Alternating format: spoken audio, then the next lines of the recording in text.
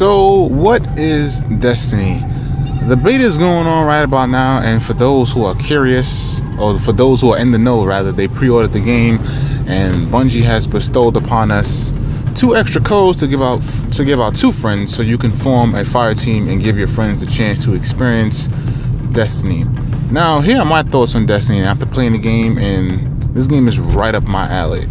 I would say take Halo and fuse it with Borderlands, and voila, you have Destiny. Now, like I said, I can understand that a lot of people probably didn't play Borderlands. For those who have, you know exactly what I'm talking about.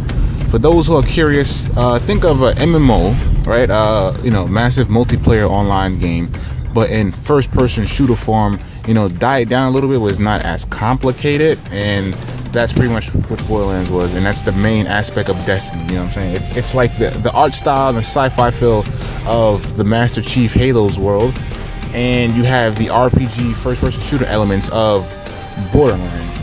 Now, like I said, Destiny has its own unique style. You know, you have your, you know, the story with the Guardians. The Guardians supposedly is defending the Earth against the darknesses which these aliens are invading. You know, between the Cabal, the Fallen, the Vex. Those are your primary enemies in which you're going to be fighting against.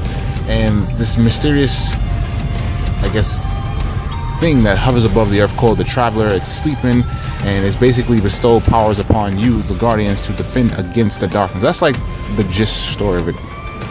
But how does the gameplay works? Well, I would say the gameplay, I mean, if you play Halo, you kind of feel right at home. You know, 30 frames per second. You know, it looks, well, in the PS4 version, that's the version I'm currently running, the graphics looks pretty decent. You know, it's not that smooth 60 frames per second, but that does not take away from the game. The game is fun as hell regardless, and if you're an RPG type person, this game is gonna be right up your alley, and it gives you like a levy of modes. Like I feel this is gonna be way worth the $60 that you're going to invest into this game. You basically have the campaign, which is, you know, its own mode in itself. You have the Crucible, which is, they call them the multiplayer aspect of the game, the PvP, player versus player. You get several modes with that. You get the Tower, which is considered a social aspect, where you go, you know, level up your character, claim rewards and things of that nature, and you can meet other Guardians to interact with them and do, you know, social like functions to maybe request help on a you know, a mission that you may be struggling. And then you have Explore, where you have these vast open worlds, and so far in the beta we have access to the Cosmodrome, and that's pretty much old Russia Earth. And like I said, you can explore the area, look for hidden loot crates, you know, fight enemies, do little side missions. So it looks like there's gonna be plenty to do, and the worlds are not like these little, you know, these little itty-bitty worlds. These are like massive open worlds where you have lots of hidden areas and things to explore to get immersed into the world of Destiny. Now, like I said, in the RPG element, you level up your class. You know, you be running a subclass. Basically, what's available, you have the Hunter, the Titan, and the Warlock, and each of them have their own subclass, which you can only run at the moment. And the class level up itself, it's not a quick, you know, level up thing. So you're gonna have to actually invest time into it. You're gonna earn armor, stuff like that. You get to level up the armor. So each individual pieces of armor is going to be unique in its own way. What the game does, so you don't fight over loot like previous MMO games usually do, is if I fight a creature and he drops what they call an encrypted engram, it's like a, you know, an item drop or whatever, you will see the item drop, and maybe your fire team, you know, partner may not. You get what I'm saying? So what he drops is unique for you, so that way it's not even a useless drop. So if you're running Titan and he's running Hunter, a special Hunter weapon or armor is going to drop for him, and a special, you know, Titan whatever is going to drop for your character. So you don't have to worry about, you know, picking up this loot.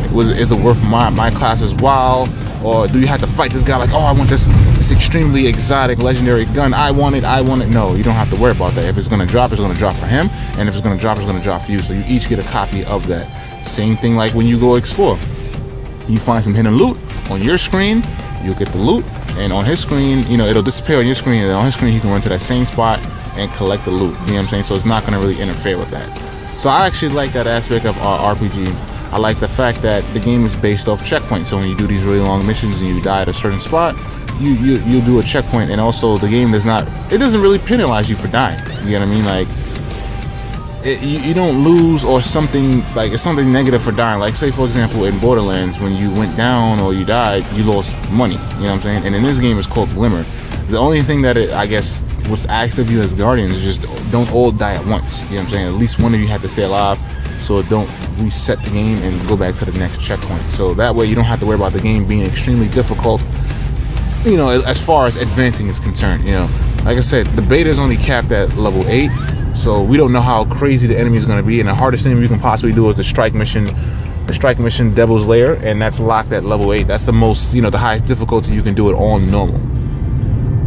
So that's basically what we have available to us. Now I'm hooked on Destiny, and Destiny is a game that I'm getting day 1, September 9th immediately. Now I can say the biggest drawback to this game, the only drawback to this game, the thing that kind of, like, I guess we'll say will make the game not as fun, is I just generally didn't enjoy the game playing by myself. But I had a fire team, especially with friends. Like, the game was just extremely fun. You can just sit there and play for a good 2, 3, maybe even 4 hours, like a good long play session. Now when I played with, let's say, randoms, you know, to try to just level myself up and do things like that, and you know, most people don't talk on mics in game audio, because like I said, a lot of people stick with their friends, so they go in party chats. It just wasn't really as fun. I mean, although, you know, you get a good fire team, you don't really need a lot of communication. You know, you can use gestures and stuff like that, because you have the D-pad where you can dance, you can point, you can sit, stuff like that. I mean, you can kind of use that if you really want to communicate without verbally, you know, talking to each other.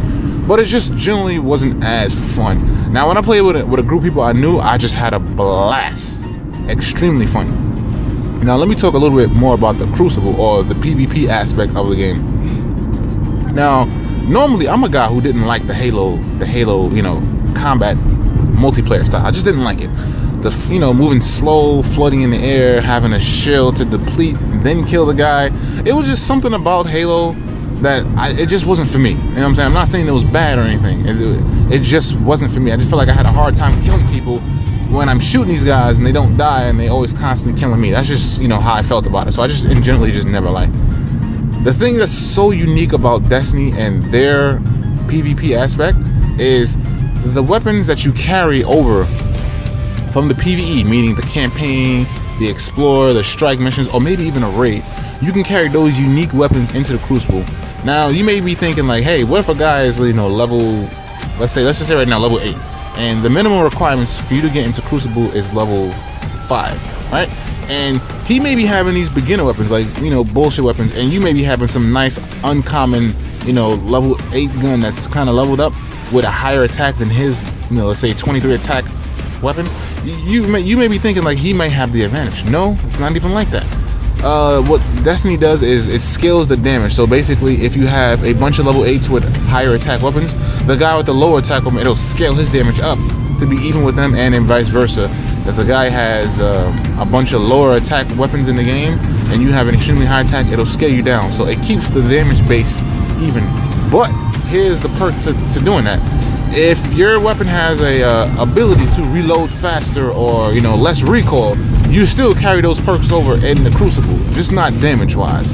So I thought that was really unique about it. And also, you can use your super, which is kind of OP super kills, you know. It added a little bit more fun element to it.